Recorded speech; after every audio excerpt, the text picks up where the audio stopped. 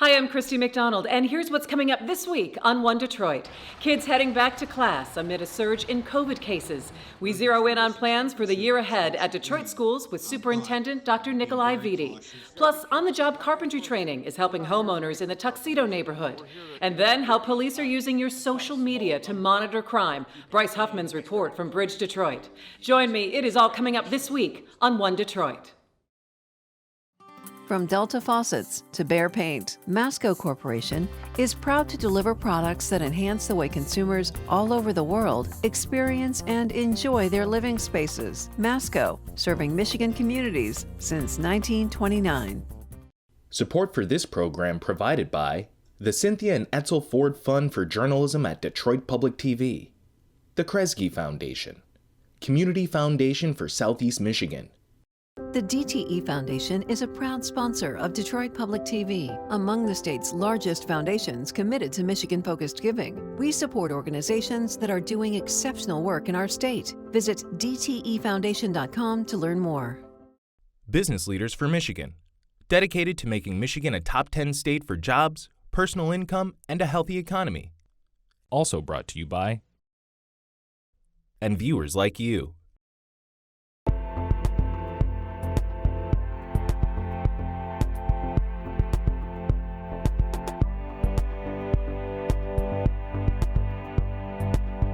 Hi there and welcome to One Detroit. I'm Christy McDonald. So glad that you are with me this week.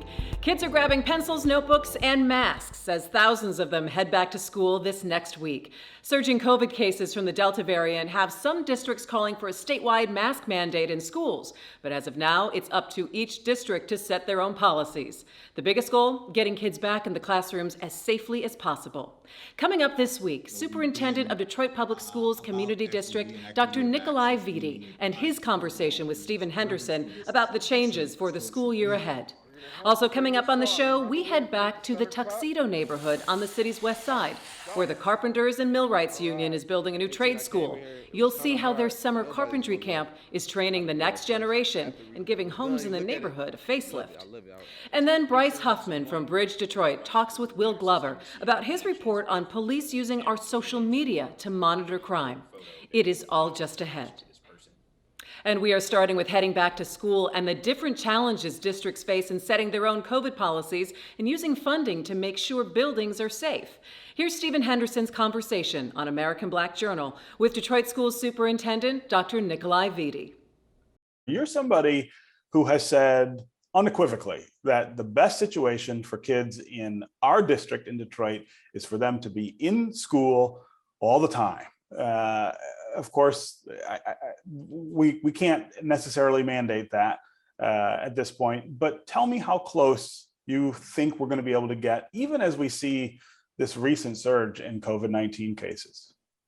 I think most of us would agree the best situation for our students in Detroit is in person.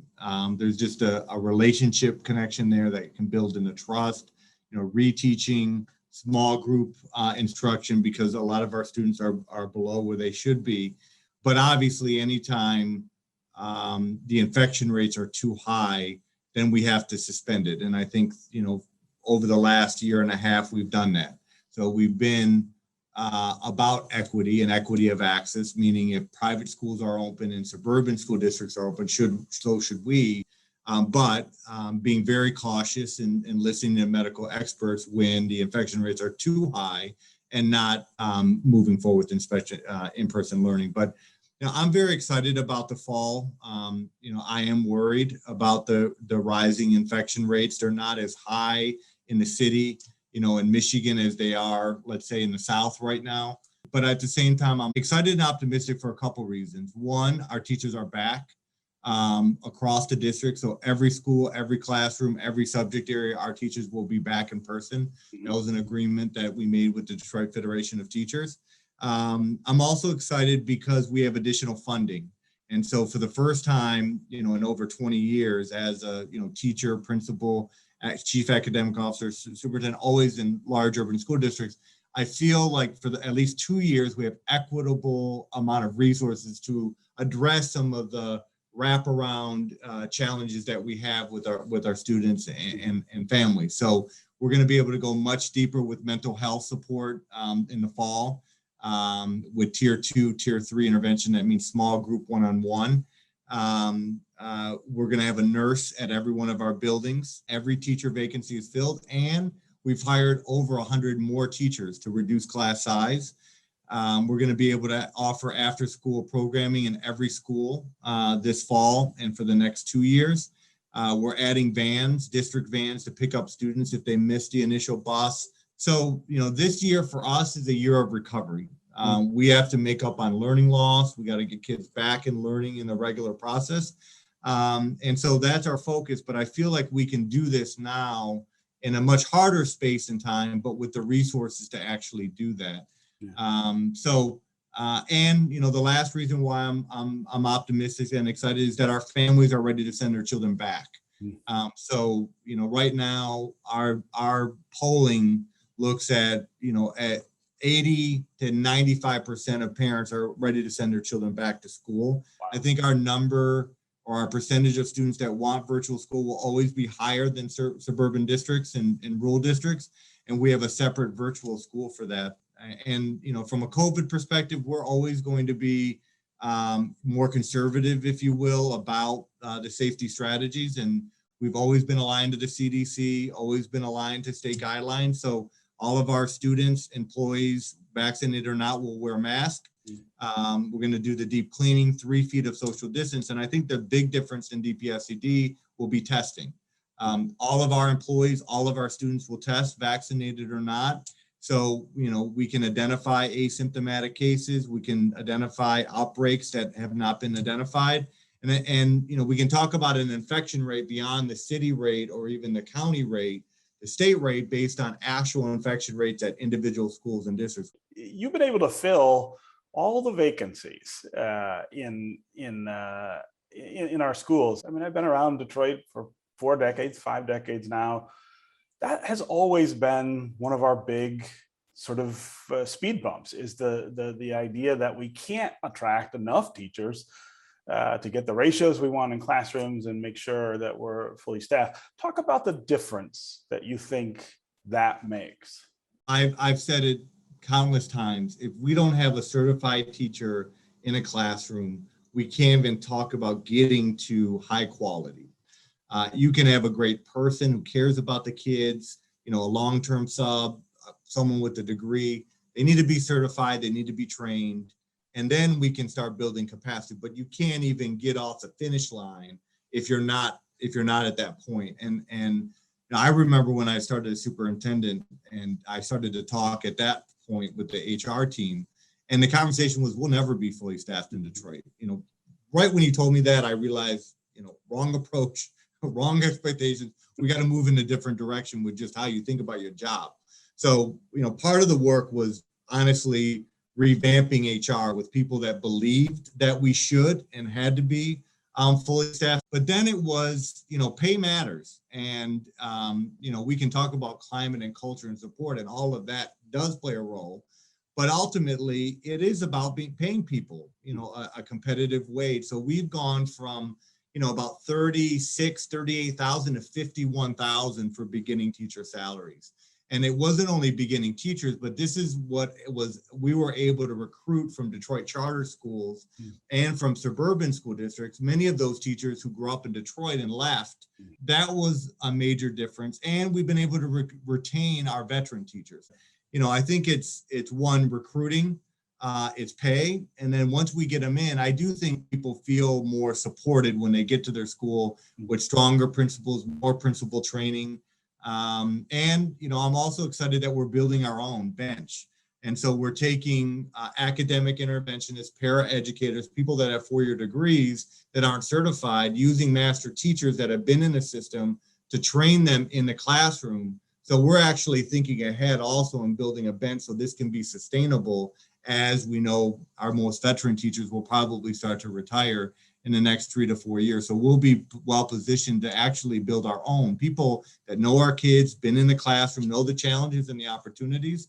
And it's a very diverse group. And I'm excited about that. Where, by memory, I think 90% of the candidates that we're building to become teachers are of color, and there are many Black men in that cohort as well. And that's the other part of being intentional about, matching the needs of our students with our teachers. I want to ask you about the money coming from the federal government, an unprecedented amount of money, both to the city and to the school district, and what you want to do with that money and what difference you think that's going to make for our kids. This is how we're going to expand mental health support throughout the district.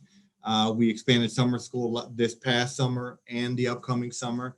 We're hiring teachers in surplus, so we're fully staffed on the teacher side of staffing, but we're hiring more teachers to reduce class size, to maintain social distancing, and to anticipate the retirements that are going to come in the next couple of years. We're using the money for home visits, which has been very successful. In addition to that, we're going to be able to continue to go one-to-one with our laptops, internet access. Probably one of the greatest long-standing issues we have in DPSCD is our facilities. Mm-hmm. So about 600 to 800 million of that 1.2 billion that we're going to receive is going to attack our facility issue. Now with this funding, we don't have to go to taxpayers, we don't have to raise taxes, and we can put a major dent in our facility. So by January, we'll have a 20-year facility plan, which will be a blueprint set of recommendations on how to deal with buildings like Pershing, Osborne, and Cody that need substantial work, but which the size of the school is not needed, the number of seats. We're going to engage a community by feeder pattern. Should we renovate? Should we build new buildings? Do we consolidate? And the whole conversation is not how we take away, but how do we give back something better, and not to replicate what I call the sins of emergency management in the past. Truly engage people, know that there is a finite amount of money, but how do we best use it? And then take that back to the school board and then create a 20-year facility plan and start making major investments in our facility. So we get to a point where all of our schools have air conditioning, reliable HVAC systems, roofs, masonry work, fencing around parking lots, upgraded IT. But it's going to take us, about 2 to 5 years to get to that full implementation. But by the end of this school year, we will have a 20-year facility plan with funding connected to it. All right, let's head to the Tuxedo neighborhood on Detroit's west side, where it has been a busy summer. Carpenters in training have been working their way around the neighborhood on projects for homeowners while learning their craft. One Detroit's Bill Kubota has more on how this carpentry camp is training the next generation as part of our series on the future of work. Detroit's west side, the Tuxedo neighborhood near Grand River, Livernois, and the Jeffries Freeway. Abandoned houses common here, but this summer signs of progress. Along with this demolition order, some new construction down the street. It's Carpentry Camp, a summer program put on by the Carpenters Union to get high school students interested in the trade. So you gotta be careful, do not go further. We're not here to make them carpenters. We're here to introduce them to carpentry so they can touch it, feel it, do it, make the mistakes on it, make sure they understand that it's not life-ending if they do make a mistake, and how to fix it. The Carpenters and Millwrights Union has a stake in this neighborhood. Their new trade school is going up here right along I-96. Part of the school's mission, get more Detroiters working in construction. It's unfortunate because a lot of kids today don't believe that this option is out there for them. They don't even know about it. You're gonna have to bring this saw. Remember, we had to make a center cut? Cortez Asbury's done this camp before. Now he's headed for a carpentry apprenticeship with the union. But it's you do something new every day. Mark the line here. We teach them a little bit of math. We teach them how to read a tape measure. And we teach them how to do basic skills projects. Good. Done. All right. At 15, I came in here. It was kind of hard. Nobody's gonna know how to do it at first. After it was done, you look at it, you love it. I love it. I want it to stay forever. 31 participants this year. Last year, COVID got in the way. Started straight and then angle. This time, it's community service for the Tuxedo neighborhood. Back in April, we put out a bunch of applications for residents to have work done on their houses. We got almost 100 projects. Are we going to get 100 projects done? Absolutely not. But we are going to get done the most needy that we see that we have to do. All right, where's the top one on? It's all right, the top one will secure it in now. These are the small projects that we can do to give back. It's absolutely free, no charge to the resident, and these kids are getting paid. Jamal Al said the students are learning teamwork, communication, and how to execute plans. And we got one source of power here. Where's it at? Who can tell me? The generator. Get the generator out now. We try to explain to them what we're doing, how we do it, and then we let them do it. You know, and kids are going to make mistakes. They've never done this before. You got to put it right in the middle. We're doing porches, handrails, and porch rails. Here at Porch Beyond Expectations, a major project for a crew of beginners, a showcase of what they can do. Well, it took about 5 days and it was pretty much an entire remodel. All these Detroit homes are pretty old, so the porch, it was probably around like 80 years old, and we had to pretty much demo the whole thing. We had to take the frame down and completely build it back up from scratch. You know what? This is a great neighborhood. You know, people can drive through it and see, you know, that the houses are deteriorating. They just can't afford to fix them up. Like this to the line. What happens after this for these campers? We have 6 kids are old enough to go to work. Out of the 6, 4 of them are being placed. So they've already gone into our apprenticeship program. They graduated and they're moving in to the next step in the next phase of this program. So you got screws? There's some right there. They're going to work.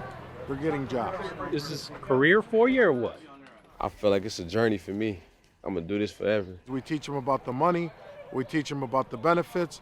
We teach them about, you know, a great middle class living, you know, with pensions. Family always tells me that they proud of what I'm doing, that, you know, I'm going to be prepared for my future. Ivan Walker, a senior at Detroit's Renaissance High School, he's planning for college, but eyeing a trade school too, along with a degree in computer engineering. But is it an either or? Why are you doing this if you're going to do that? Well, I always wanted to have a plan B, you know. There's no point, you know, I'm not going to put all my chips on black. You know, I want to be prepared for anything because, you know, life can throw anything at you.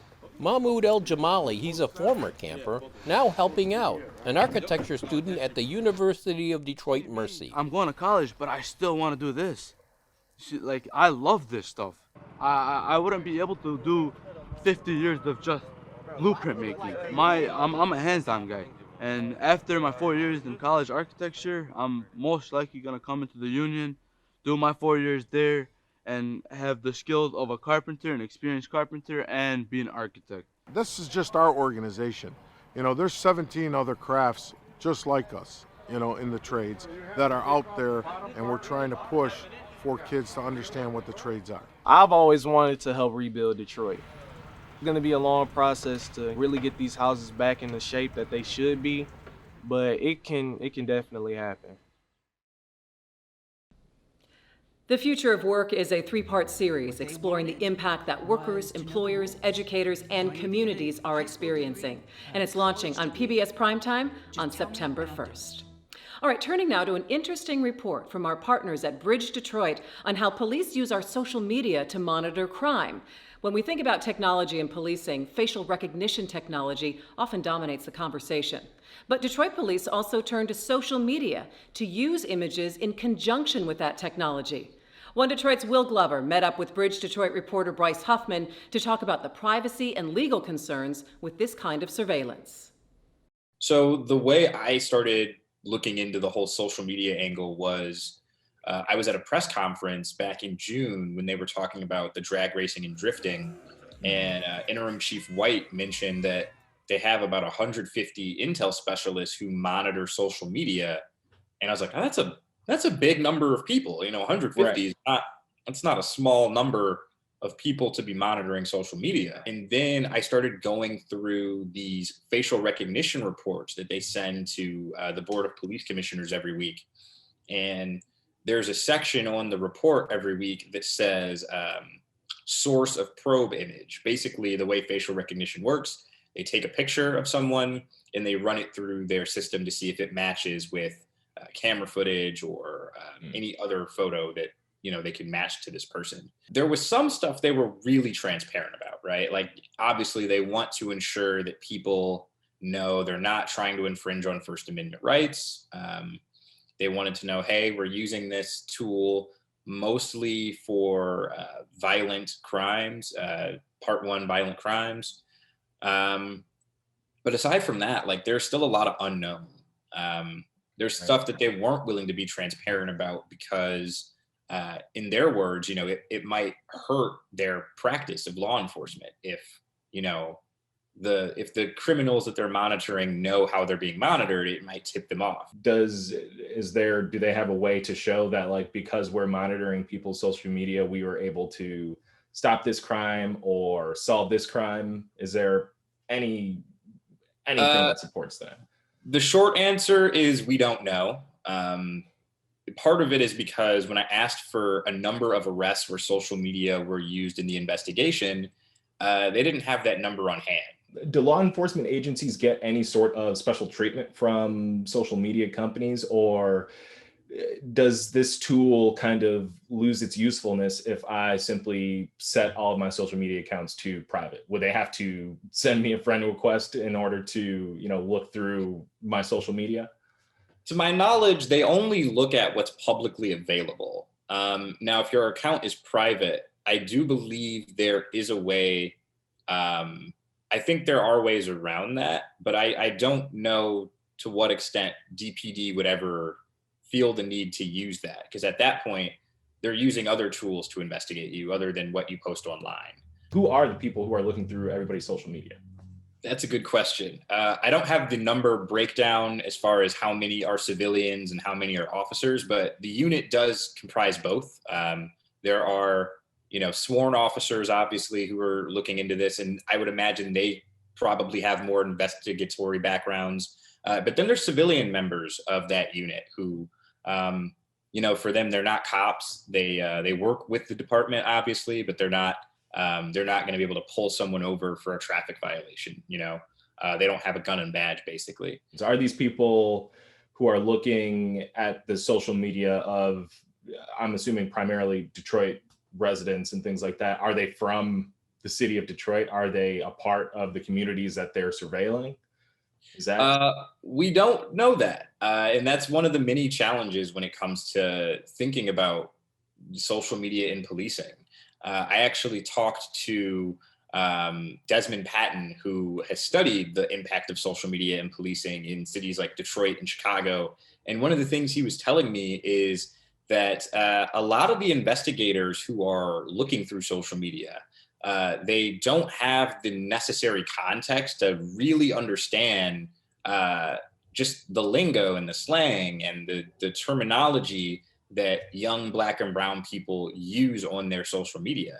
So that can make it, quite difficult to use it as an investigatory tool because, if you don't speak that language, if you're not familiar with these terms, that already creates a distancing and a misunderstanding.